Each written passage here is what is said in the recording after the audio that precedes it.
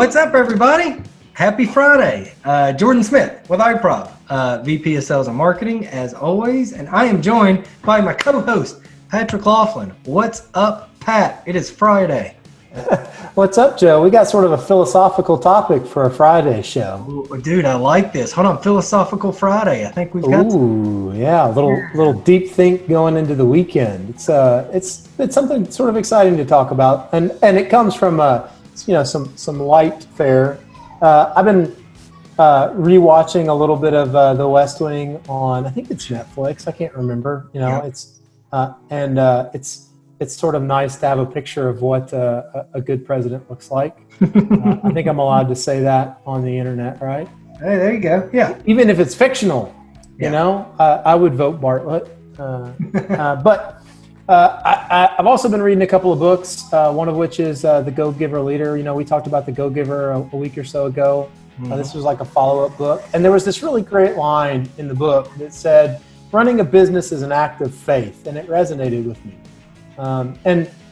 Just coincidentally, connecting the dots, the best definition of faith that I ever heard came from The West Wing. There's this great episode where CJ is trying to stand an egg on end, and they're all making fun of her. And she says, they're asking her, like, why do you believe this is happening? She said, faith.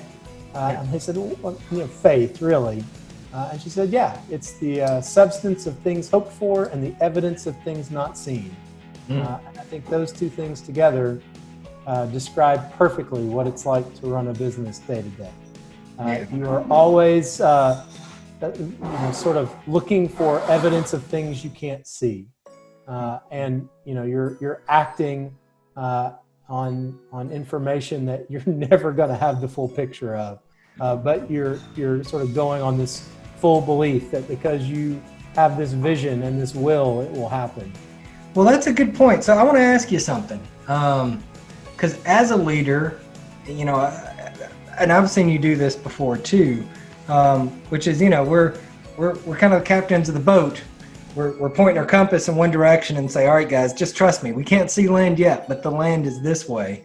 After you don't see that land on the horizon, and the amount of time that you hope that it's going to be there, how do you keep the faith? Like, how do you hold?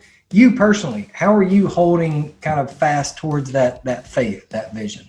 If I'm honest, it's not hard for me to remain faithful, because I know that even if we don't hit exactly where I thought we were going to go, we're going to hit something, and it's going to be great. The hardest part is asking other people to stay faithful to your vision, and there's a lot of fear, there's a lot of doubt.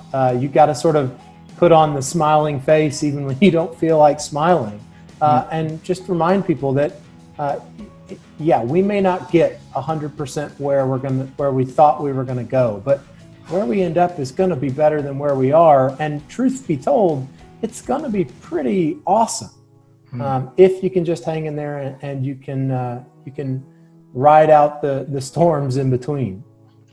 So, how do you do it, Joe? I mean, you do a pretty good job of always sort of staying positive and true to the vision. Well, what's your secret? Hey, all iProv employees, kind of fast forward the next 15 seconds. Like, I just fake it sometimes. No, I don't. Sometimes it's tougher than others, but I think faith is belief. I mean, I can't remember the quote that you gave, but I love that quote from The West Wing and see. But I think it's you can't ask somebody to have faith and they just have faith, right?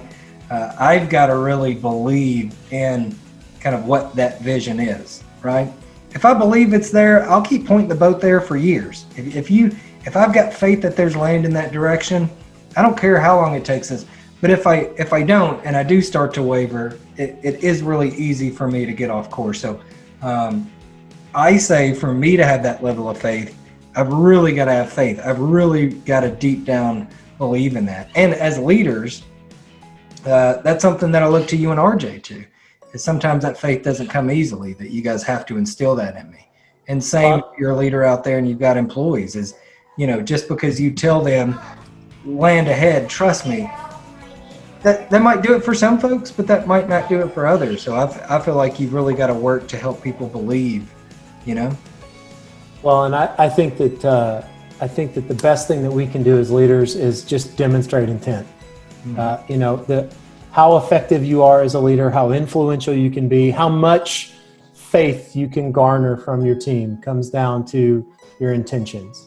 Yeah. If they know that your intentions are good and that you're always looking out for their best interests, not necessarily just your best interests, I think that that's the way you build that sort of faith, that belief, you know, in things that you can't see, and get them on board for helping you achieve your vision.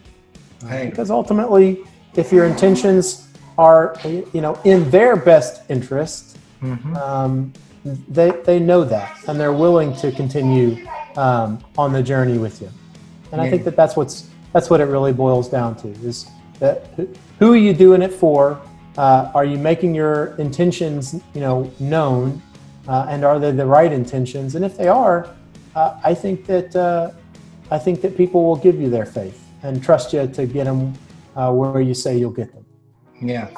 Well, that's good. I think that's a great point to end on. And, you know, whether we like it or not, we're signing up for 40 years in the desert. We're going to get to the other side of this. Absolutely. Yeah, absolutely. I think you also, as a leader, well, at least me, you know, you always have to anticipate that there is going to be some wavering along the way. There's going to be some tough. They're not going to be 100% gung ho. They're not going to be 100% faithful, especially when you hit hiccups. And I think, again, going back to that belief and being intentional, that's why I think it's important to share kind of that big picture with them as often as possible.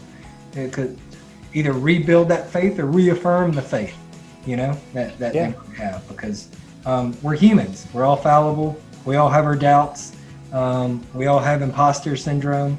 You know, we all feel like somebody's going to find us out any day now. So just reinstilling that faith, and a lot of the times, I love what you said there about being intentional. So be intentional about that. You know, whether it's quarterly meetings, yearly meetings, half-long meetings, lunches, Zoom calls with individual employees. I think it's important to be intentional about making sure that you're talking to your people about what the vision is and where they feel the direction needs to go. Yeah. And make it about them. You know, if you can make it about them, it's ultimately going to benefit you. It's a selfish selflessness. I love that. All right. Business is an act of faith. Pray with us, everybody. Subscribe, like, comment.